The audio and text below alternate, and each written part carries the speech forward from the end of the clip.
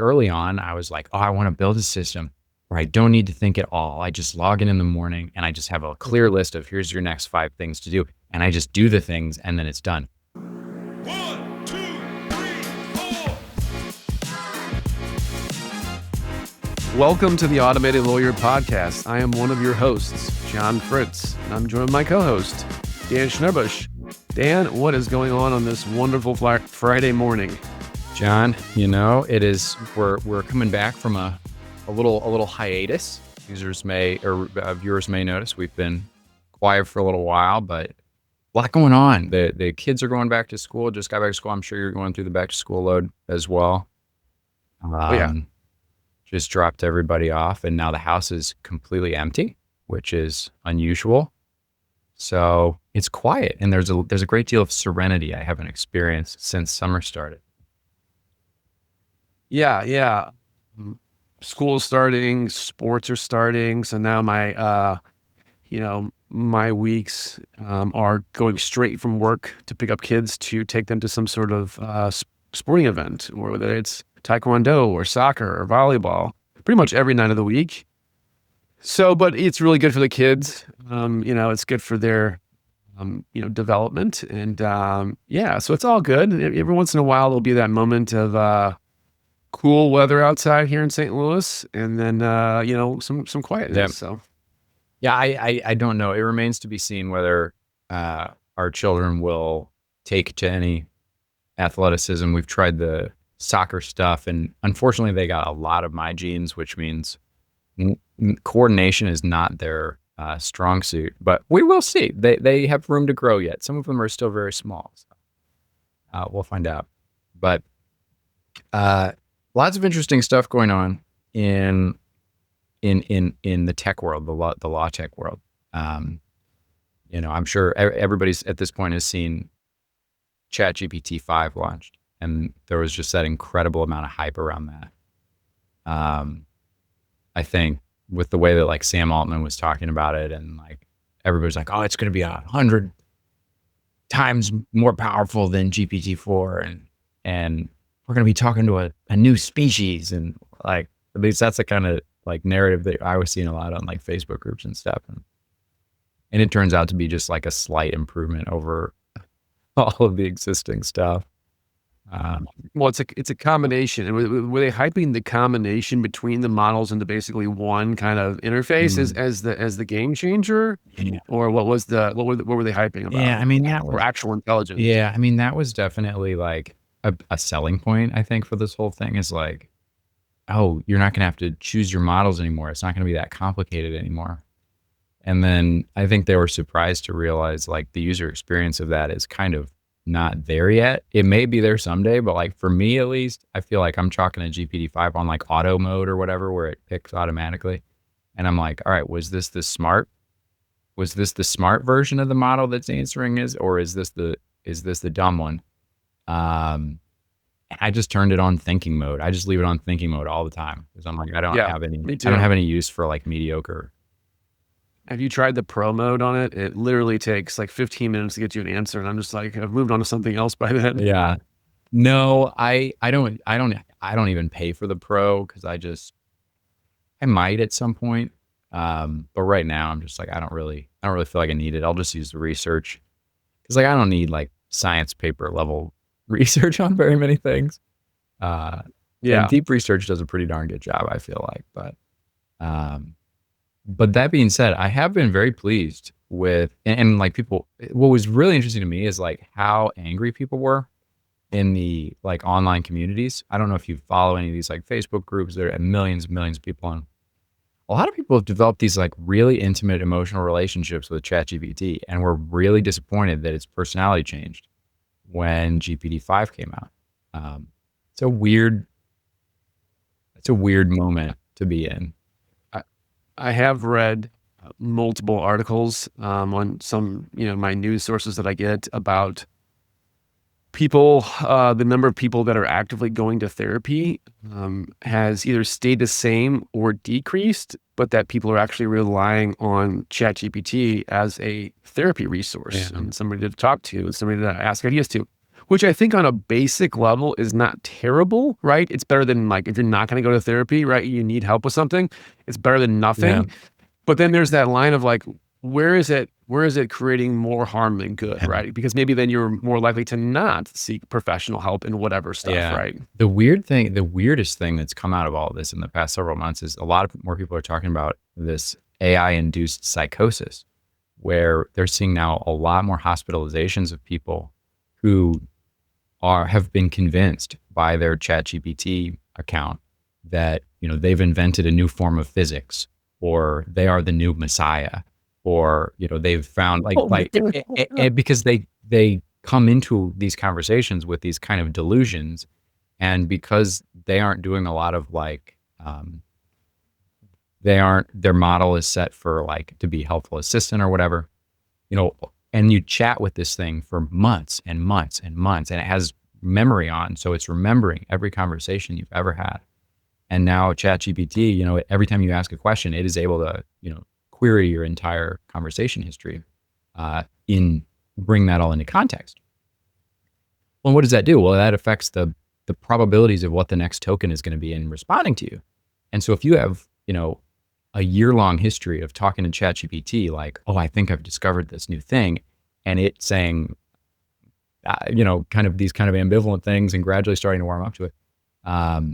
Or if you change its personality with the system prompt, like people are getting into these weird holes where the model just mirrors back to them everything that they say, and Yeah. they're losing. Well, you're always going to have those. You're always going to have that class, that subsect of the population that that's going to do that no matter what they're using. But yeah, people they forget that it's not a fact. It's not necessarily a fact machine. It's it's a language model, and it will mirror how you talk to it over a period of time. Yeah, it wants to help. Like it wants to help you no matter what path you go down. Whether it's, I mean, one of the things that I found interesting recently is that, Tesla has a button on the steering wheel, a normal button to just play music and, talk to it, whatever. Now you hold it down in Elon's AI platform, and now you have access to that within the car. So you can ask it like, oh, where's the best way? Where should I go?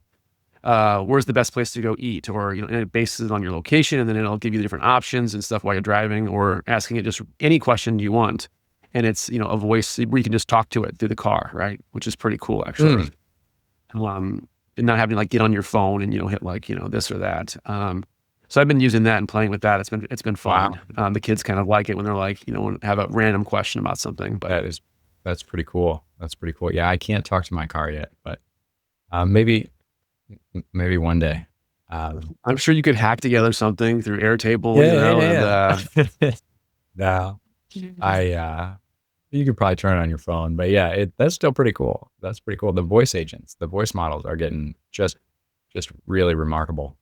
I remember seeing a podcast clip of Elon talking to his voice agent, and it being very sassy with him and sounding just like a it sounded very realistic. But anyway, but what I have found is really interesting about this 5 model is just how cheap it is relative to how smart it is. Because I've been using it, I have all these automations through the API and stuff, and I was using O3 or 4.1 or whatever. And if you go to what Artificial Analysis is the name of the website, and they basically benchmark and rank all the models that are out there across 20 different dimensions, like how are they performing on intelligence or price or whatever. And 5 mini right now is coming in as way smart, 95% as smart as the full version of the model, and literally a fraction of the cost, just for pennies. You can run these things, so they work super, super well in automations and as agents. They work so well as agents. GPT-5 Mini does. When you're accessing it through the API, are you able to select, or is it automatic default of what the platform will actually allow you to do? Because creating that, I've been playing with custom GPTs again for other stuff, and now you can actually select the model that you wanted to go through for your custom GPT. Before, it was the default was, basically the almost the prior model that wasn't that great, right? If it was 3.0 while 4.0 had just launched, right? So now you can actually, it's 5.0 and you can actually select thinking or pro or, the fast response one. So that's nice. But what about on the API level? I mean, it's even more flexible on the API end because every model they've ever made is available through, like if you're in Make or Zapier or whatever, you can, especially if you're using the responses API rather than like their completions API, which when you're in Make or Zapier, you can't always tell what you're using. But like in Make, they have a whole separate section of the end modules that are like labeled responses or whatever. You can have like just to create a response endpoint. And in there, I mean, you can pick any model they have. So you can still use like O3 and O4 mini and stuff if you wanted to, but I'm not sure what the use case would be to use those in automated like business workflows where you're like trying to classify emails or extract information and stuff. Like you need the best thing for the cheapest price that will handle that. And what's really wild is O5 Nano is an even smaller version of the same model, or not O5, GPT-5 Nano can do a lot of like business grade tasks, like, extracting summaries and, pulling information out of emails and stuff like that. And it's basically free to run. Like it's like you could run it half the day, every day for the whole month, and it would generate like less than $1 in like API costs. It's so. Is that where you think we're, I mean, and that's kind of where my guess would be is that as things develop and get better and better and better, at some point, the pricing will just continue to decrease across each model, right? And then at some point will be, and I think a lot of it was probably the start was like, hey, you have all those people that are basically white labeling with their own brand or brand labeling, GPT, Chat GPT or Claude or Gemini, right? And then they're charging exorbitant amount of money for you to use this, product that's actually just somebody else's brand slapped on it, right? Where it doesn't cost that much in real life. That was an interesting finding from Alex Hormozy's book launch. I don't know if you saw that, who launched his $100 million money models, I think it was, is this one around. But he did this like 24-hour stream or whatever. I didn't follow it very carefully, but people are talking about it a lot. And one of the things he was selling to people, in addition to the book, was all these upsells for like different coaching. And one of the things he was selling was a custom GPT that he basically had downloaded his brain into.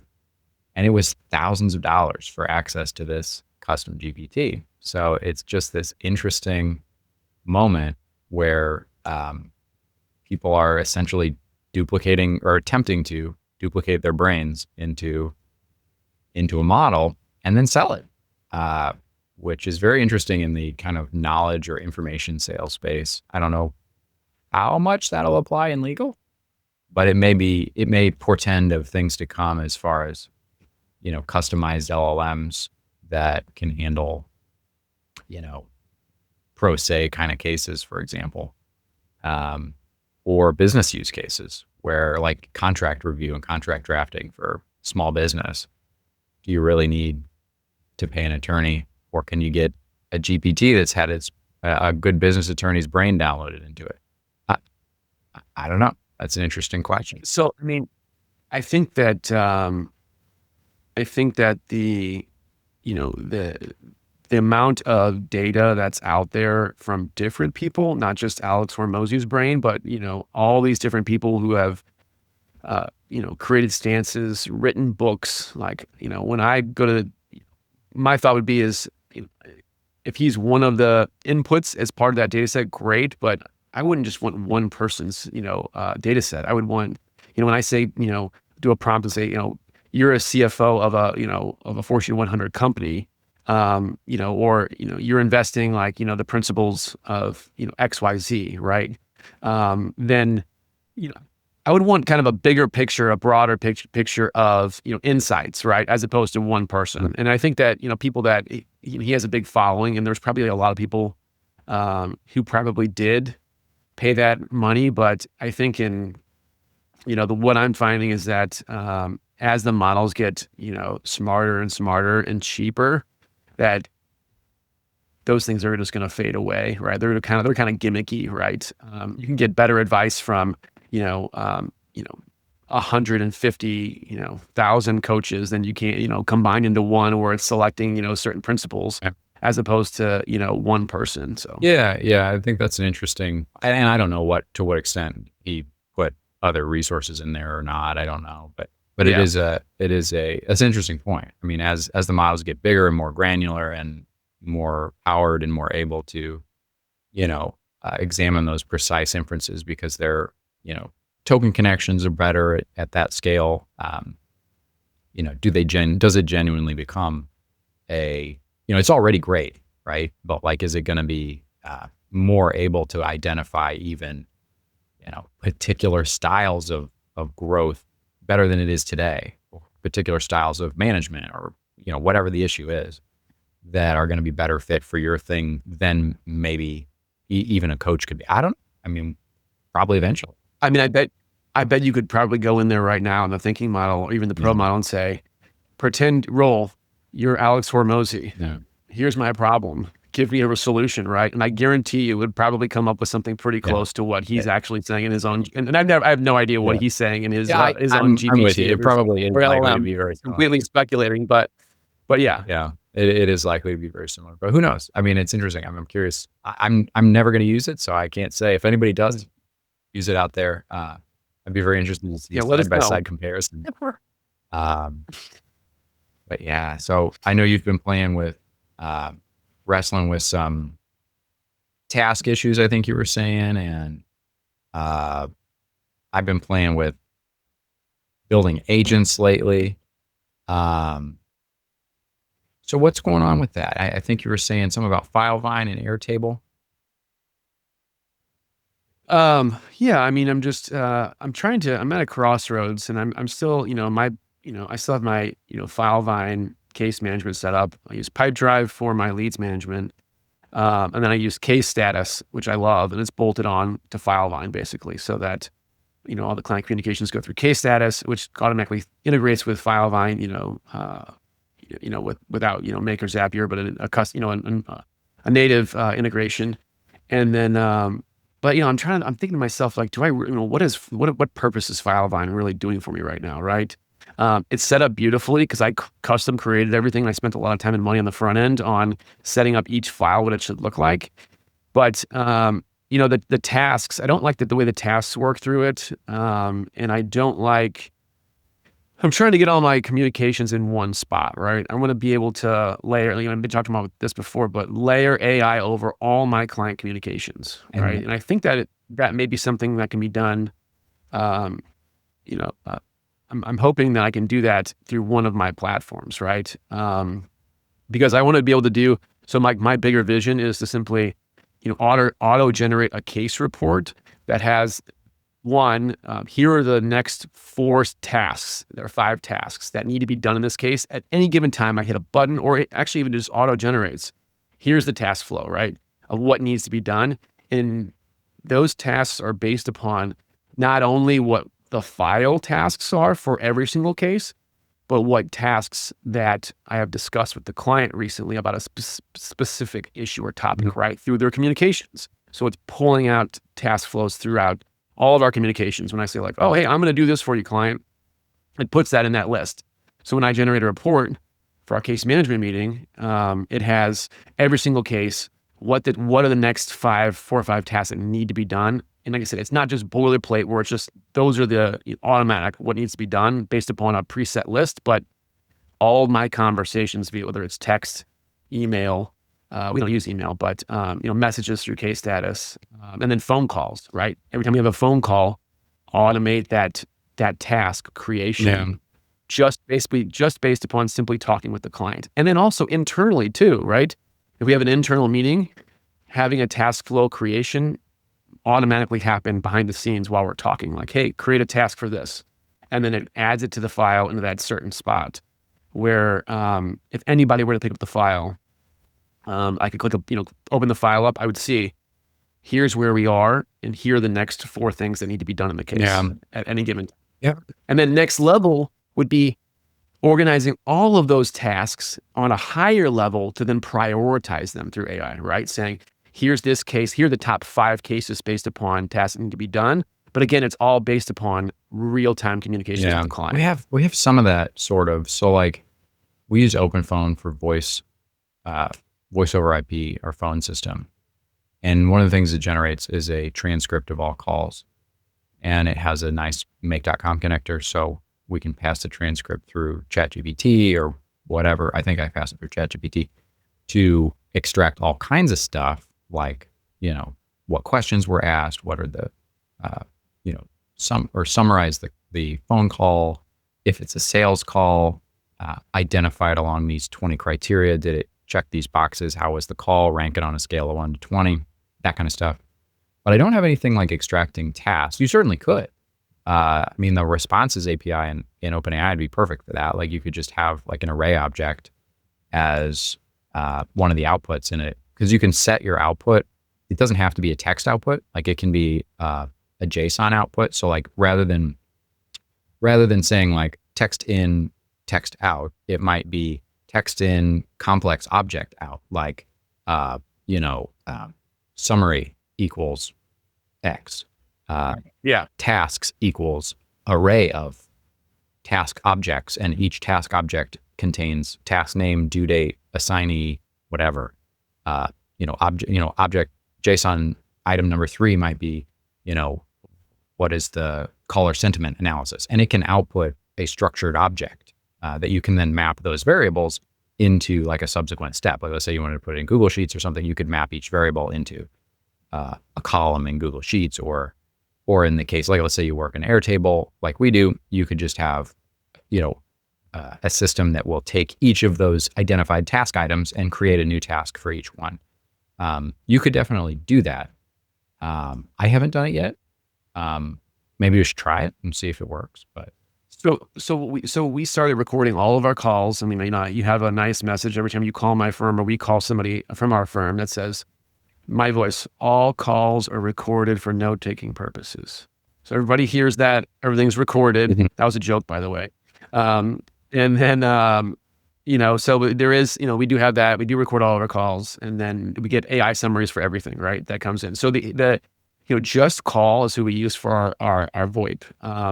Their AI summaries used to be absolutely horrendous. Like you couldn't even use them. And then all of a sudden one day, they decided to flip a switch and actually apply probably a legitimate, AI, screen through it. And now the calls are amazing, 100% accurate. And what it does is it actually assigns a agent tasks at the bottom of as part of the AI summary. So it says agent tasks, right? And then it says, here are the different things. So it basically is setting you up to be able to pull those out and assign them to an agent, or put it wherever you want. So like we're there in that point. I just need to know, I'm just searching for, do I go externally from my current platform to find, just basically to say, okay, let's just have tasks play in another area and then see if I can configure a two-way sync between that and FileVine tasks, right? To do that. Yeah. I mean, you could probably do it in File, like as long as FileVine's, I don't think they have a public make connector. I wrote one, but it's not complete, and they wouldn't give me an auth credential, so it's not a standalone app. It's just based off of one. No surprise there. Yeah, so it's not very usable. But they do, as far as I know, they do have a Zap connection, and as far as I know, you can create tasks with it. So now Zapier is not the best way to deal with it because they don't deal with array objects very well, but at all. They don't allow you to pass arrays, which blows my mind. But anyway, I don't like the task setup within FileVine, because when I go to my file, like what should happen is on the file page, and maybe it's, maybe I just need to create a custom collection item that is a page that is simply as tasks, and then have everything just be custom collection items where it creates tasks for that file. But that's ridiculous. Yeah, because you're gonna have to create the way it by matter. Yeah, I mean, and so the problem is that you have the task flow for the matter, but you can't actually see it on the matter level, right? It only just runs through the task tab of your tasks. So it dumps into your task tab, but like I want to be able to go to a file and look at it and go, within seconds know what the next 4 tasks Yeah. are, and I can't because it's on this big task dump on your task section and it's not matter specific. Mhm. So absolutely hate Oh, that. that's interesting. Yeah. That's wild. It's not matter specific. Yeah, we have tasks are all connected to matters in our systems. You may be able to filter them through, like maybe go to your tasks section and filter them through, like for like filter them through for a file, but maybe I don't know how to even work it. Maybe that's the problem, but I haven't spent enough time because I just hate the visual interface, right? Of like, I'm a visual like Kanban Yeah. board. Like I want to see like, phases and tasks in different phases Yeah. and that sort of stuff. Yeah, I really do like Airtable's flexibility in that sense. Like, yeah, I mean, you can have Kanban or list view or whatever you want, or timeline view, Gantt chart, doesn't matter. You can do whatever you want. But yeah, I mean, you could definitely build that. It would probably be built in a couple of different pieces. But yeah, I mean, one of the other things that I built, it's kind of in beta. I haven't really deployed it to be used yet that much. It's just kind of in the background running. Is we've got a very simple system where I think it's like weekly. All of our active cases are fetched through Airtable and then run through, well, at the time it was GPT-3, but now I'd probably switch it over to 5 mini, where it just basically pulls in the matter record, and then it goes and pulls in all recent text messages with the client from our phone system, and then it pulls in all recent emails with the client from our email system, and just writes a summary of where the case is at, what tasks are next, and it has access to like all the case tasks and case contacts and case type information and all that stuff from the matter record because of the way that we've structured it in Airtable. It rolls all those different records, the task records, the contact records, the document records. It rolls all them back onto the matter so that with one call, it just pulls the matter and it knows all that immediately without having to do like fetch matter, fetch contact, fetch all tasks, fetch and burn 1,000 operations. It just does it in one. Yeah. And then the model it pretty much has all the context about the case with like 3 API calls, like fetch the matter, fetch the emails, fetch the text messages, and then it's pretty much knows everything there is to know about the case. And then it writes a summary and then drops it back in a new text field. But that's all it does right now is it just drops a summary and next steps and stuff like that in a text field. I haven't expanded that to like actually generate tasks. Be very easy to do, but haven't done that. But So case status does that with, it basically will do that for each file. It'll do an AI summary. It'll give you this client sentiment, like give a rating on like how happy is the client based upon the tone of their communications, Mhm. right? But it'll give a really nice summary because all the messaging goes through there minus the phone calls. Like, see, again, that's one of the things that's outside the thing that I want to include in this analysis is the phone calls, because there's a lot of stuff that happens, even though 90% of our communications are through the digital platform. But I still want that 10%, to go through it. But it'll give you a case summary. It knows all the documents that have been uploaded to the file because they're all uploaded through the platform. So it knows all the documents. It knows all that. Gives a really, really nice summary. But there's no tasks. There's no task flow management within case status, right? So I'm really looking for that kind of one spot where I can do it all. And maybe it just simply is just basically connecting the dots with case status FileVine and just dealing with FileVine's task management, even though I don't like it. And just being happy with that. Yeah, to me, like if case status doesn't manage tasks, to me that's your only option is you either get FileVine tasks improved, like figure out what's not working with those and see if there's a way to make them better. And if there's not, it'd be migrating to a different operations platform. But well, what if I bolted on like another task flow management software that would basically be a two-way mirror between that and FileVine, and you can, and then just working. Then I'm back to bolting, but then I have another platform. But only hypothetically though, if you were to choose a standalone pure task management system, cheap and efficiently and kind of does that, what your options be, or what would you think about? I'm a huge fan of Airtable just because of when it's properly built. Like, I mean, this is no secret. This is no secret. Like, I'm like, if anybody ever asks me, I'm just gonna say Airtable. Like, I think ignoring Airtable, because Airtable would be a complete migration from FileVine to Airtable. But then again, I don't even know if I can just as like a lightweight just task tasks only. I'm probably look at like Todoist or something. Okay. I mean, honestly, you could even like, I don't know if you're a Slack firm, but like Slack has Slack No. lists where you can create like basic task flow lists within Slack and assign them to a matter.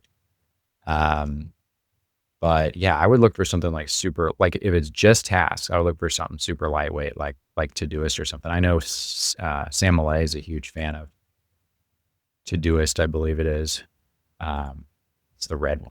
I mean, there are some things I do like about FileVine though that, but I, it's like, I want to solve that task problem. And so let me ask you this, when it comes to your firm, I assume that you're like every other law firm that has like, certain tasks are generated at certain times, right? For each case, right? It's kind of like a due diligence, right? Like, don't forget to do this, don't forget to do this, right? For this case, right?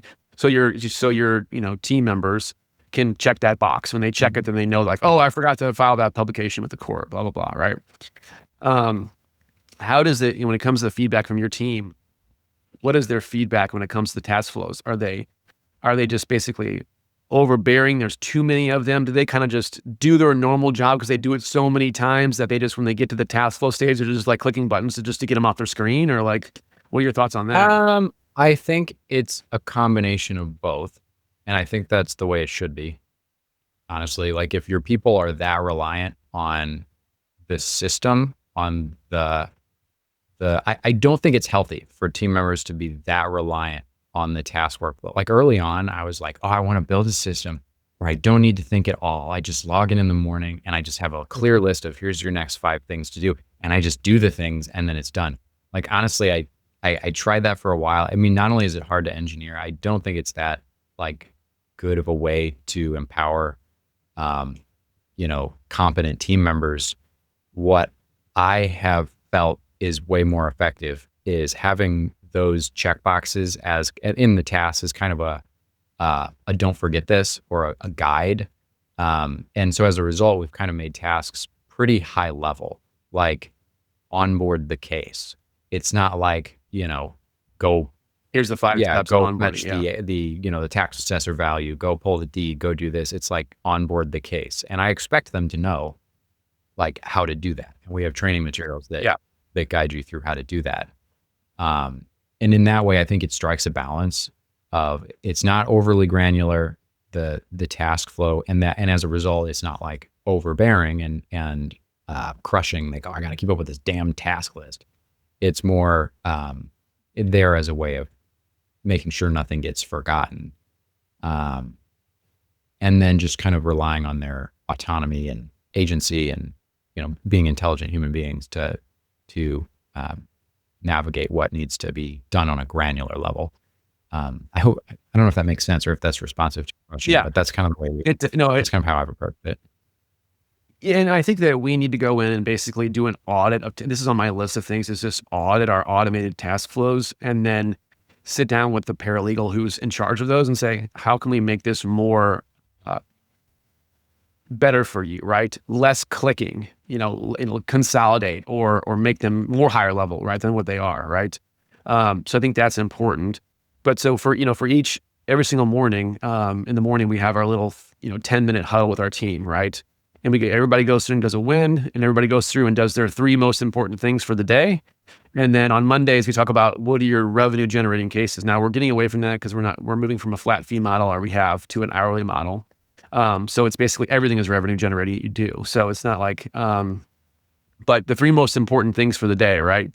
And so my goal is to come up with a system where I have, our high level tasks, right? And then we have basically, here's a column of stuff, right? Here's a column of a list on a Kanban board, right? Where it's, and then having AI potentially, or have AI at some point, right? Rank those as importance, but so that it's really simple. It's like, here are my 3 most important things. They're drug over to a column in there, and then it reduces that task flow. But that task board then syncs with everything else to make sure that this is done, and then it goes through and checks the box in FileVine if it's outside of FileVine. But so that it's just really easy to find, what are my 3 most important things? Well, we have, I don't know how many cases, you have a lot of cases too, but we have so many cases and so many things that are that can be done each day, right? So I'm trying to simplify that organizational piece by using tech to make things really easy to identify. Here's the 3 most important things based upon deadlines, Yeah. based upon client sentiment, right? If the client is really pressing, I need this done today, or I need this done, can we rush this? And usually it's, sometimes the answer is yes, depending on the circumstances, right? But making that really simple for internal organization for each day, so that like they get into work, like it's not like, here's my to-do list that's 500 things. Yeah. It's literally, here's the top 10 things that are most pressing. I'm going to pick my 3 for the day, and then I'm going to do those and feel great about them, get them done, Yeah. right? And have that sort of flow. I don't know that I have like the magic. I don't know that there is like a magic bullet for that. I mean, I think introducing AI to it is an interesting element.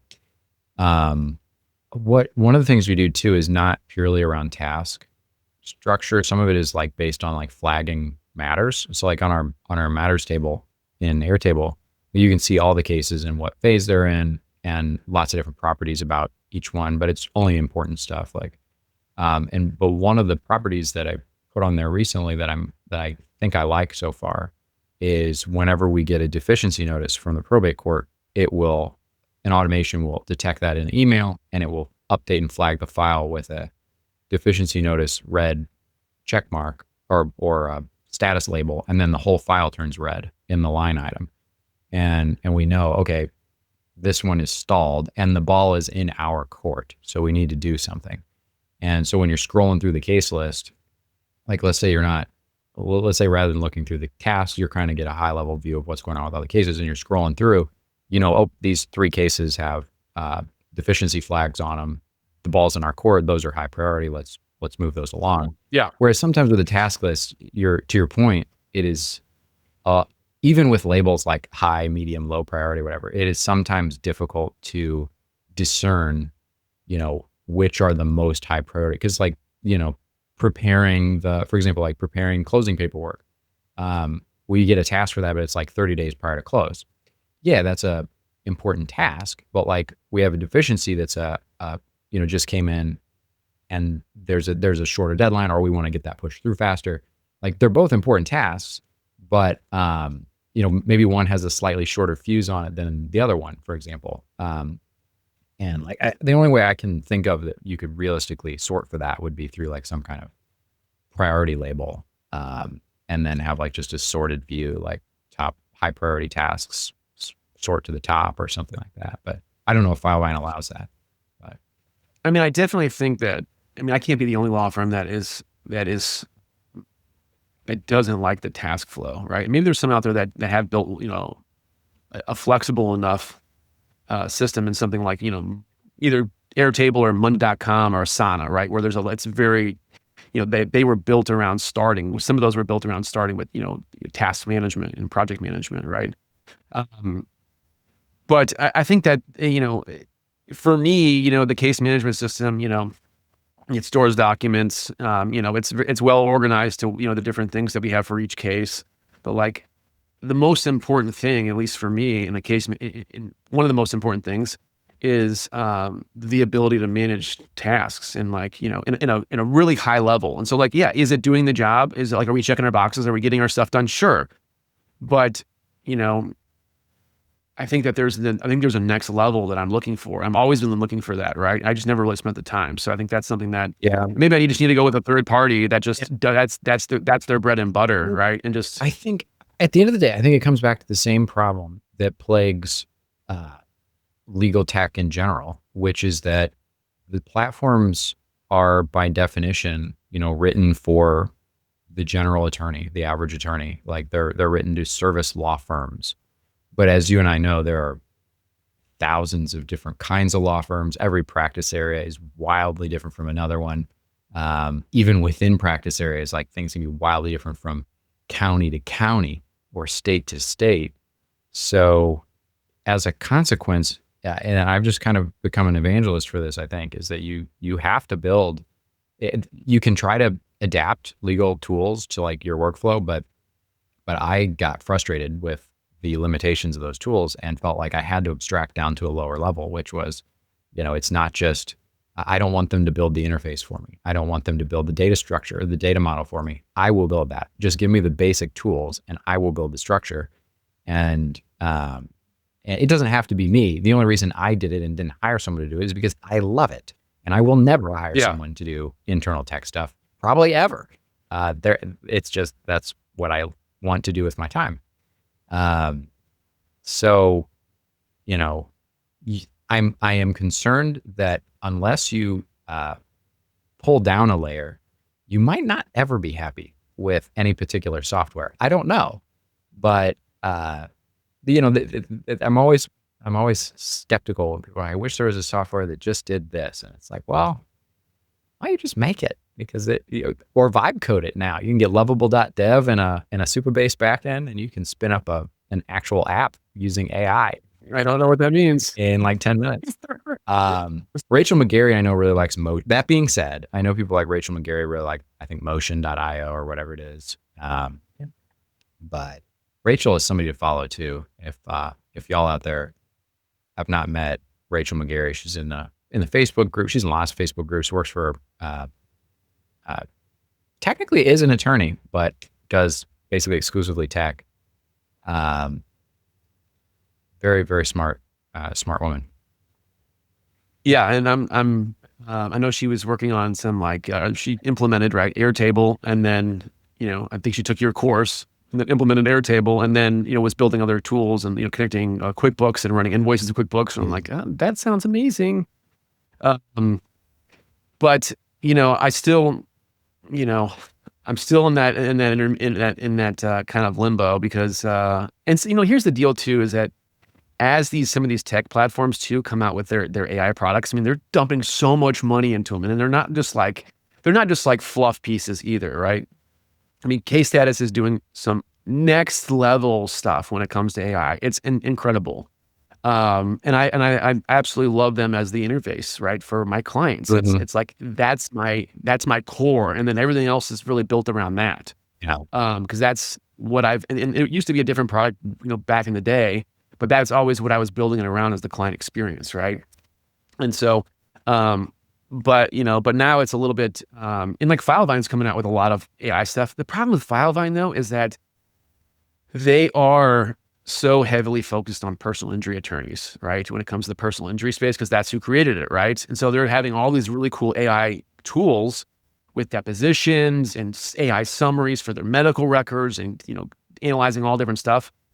But it's kind of like more focused, at least in my opinion, on personal injury and less on probate is what obviously. So but it's interesting to see what they'll do with AI agents, and if they can make it really simple and embed them,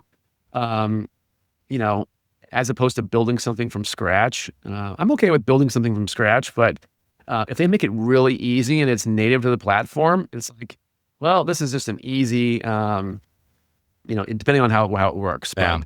But like I was telling you for my Just Call, right, which is my VoIP. They created AI agents for answering phones. And they were just, is it Realtel or Retail? What is Retail, it? yeah. Retail. Retail. So they use Retail, and then just through their native platform and their system for the phones. And it was super easy to create an agent and for it to work and everything. And I implemented it for my, my non-business hours, right, is answered now by this AI agent, Clara. Yeah. And it works really well. And so that sort of thing, it's like, do I go out and I spend all this time and energy learning how to build and building agents, or do I just wait a little bit of time to see what kind of comes natively through the platforms I already use, right? So that's a question too. Yeah, it is a good question, and I don't know the answer to that. Like, what I will say is that I feel like legal tech world, it's not a matter like the reason that existing legal tech platforms are a less than perfect fit is more down, for most firms, is to me more down to the economics of it than it is to time, right? Like there are a million law firms in the there are a million lawyers, a little over a million lawyers in the US, around 300,000, 400,000 law firms.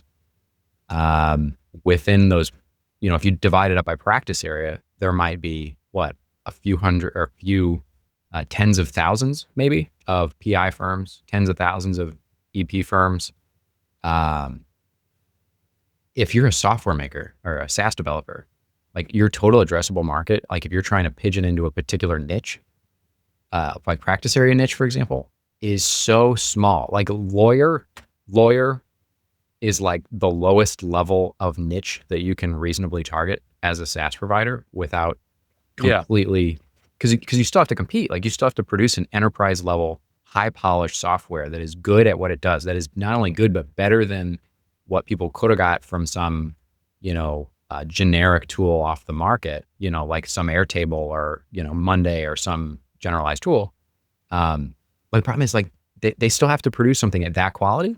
And that's why we get hit with the lawyer tax, is because they have to hire the devs, they have to build the beautiful product, and they have to sell it to 10,000 people and charge, 10x as much. The economics are difficult there. And for me, it was like, well, nobody's ever going to make a high quality probate law firm software. I'm just going to have to build that for myself. And to me, it's an economic problem. And whether AI suffers the same problem as generalized SaaS, I don't know. It's an interesting question whether time will just produce good enough stuff there. But I don't know. That's kind of my take on the SaaS economics there. Sounds good. Well, I think we're getting close to time here. Do you want to do a tip of the week? Or? Yeah, sure. So I've been playing a lot with agents, and I just did a video in the Facebook group yesterday that I think goes into a little more detail on that. It's not mysterious. Agents are just chatbots with tools. But Zapier, I hate to admit it, Zapier has done the best job of making agents really, really easy, because they've developed, and this is my tip of the week, is to check out mcp.zapier.com. It allows you to create a free MCP server. And we've talked a little bit about MCP before. It's basically the Rosetta Stone of APIs. It's a menu that you can create of functions and tools that you can give to an LLM or a chatbot through this server. So Zapier has been kind enough to create this free MCP server. It's in beta. It'll probably be paid eventually, but right now it's up to 300 actions a month. It's free. And you just go in, you give it a name, and then you add tools.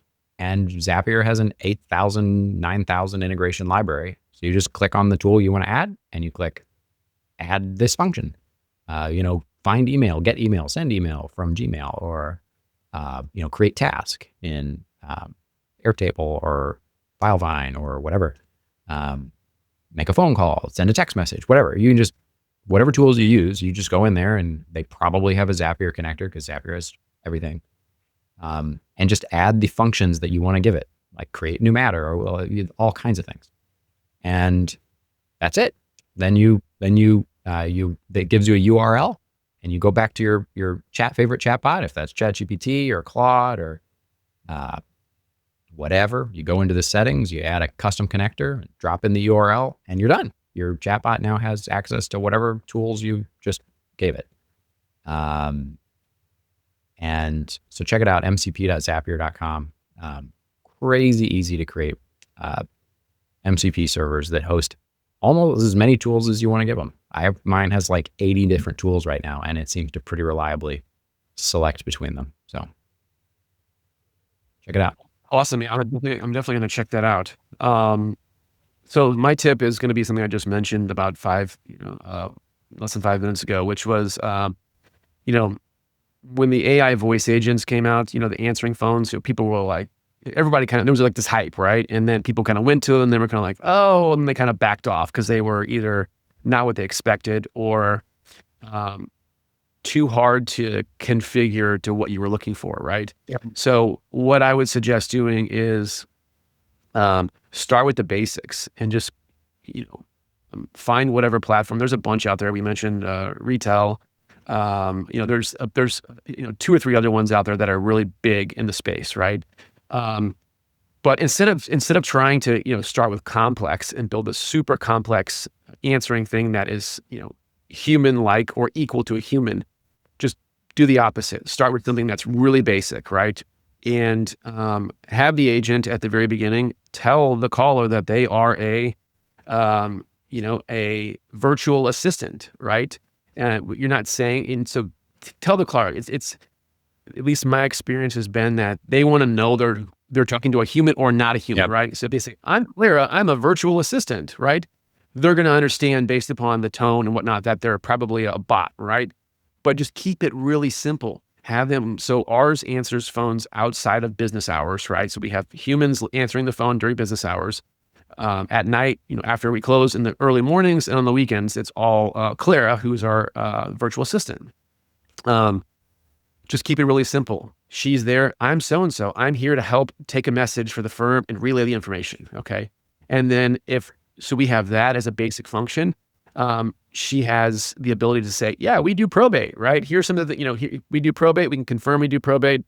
If the caller is asking about family law or something else, we've attached a simple referral sheet. Would you like me to provide a referral for that? Okay. It's really basic. Mhm. So those people who are calling and they need a family law attorney or they need a real estate attorney, they're going to get a referral from the bot. It works really, really well to provide simple referrals and take simple messages.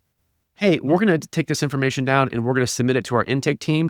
And Ingrid, who's my intake specialist, Ingrid will give you a call back. I'll pass this along to her and she'll give you a call. Keep it super simple, right? And then let your team deal with it the next day. So if you're using literally an answering machine after hours, you don't have somebody live answering the phones, it's easy to implement. It's way better, obviously, than somebody leaving a message on a voicemail, right? If you do have a human answering the phones after hours, consider, are there good leads coming from that? Is it something that if you're getting great leads on the weekends and at night, and you need a human to talk to them because you don't want to lose that lead, right? Then maybe you should stick with what you're doing, right? With your after hours answering. But if it's literally, it's kind of just traffic that's not urgent or not super high value, and I'm talking about like, if you're a car accident lawyer and you get a wrongful death case on the weekend, maybe you want to, target that and be calling them back immediately, right? And have a human there for the connection. But if it's stuff that can wait till Monday, consider using an AI agent to just keep things simple. And so far, I've read transcripts. So far, we've had no pushback. People are happy to, they share their information. It works really well. It's very conversational. And then the information's passed along automatically to my intake specialist who calls them back the next morning or on Monday if it's on the weekends. And it works really well. So consider that. Yeah. And I'll just add the pin that if you are wanting to move on to something more advanced, that MCP thing I was talking about, MCP.Zapier, Retail like 2 weeks ago enabled MCP server connections for their retail agents. So now if you create one of those MCP servers in Zapier, you can just give it to your retail agent and your retail agent will immediately have all those tools. Very, very crazy how easy it is now to connect agents to toolkits. Check it out. Yeah. Well, like I said, start simple. And then if you want, like, let the simple things work. And then you can say, okay, hey, I wanted to see if this can, book appointments, right? Or screen cases and provide more, fill out a jot form, right? Type thing. Yep. Anyways. Yep.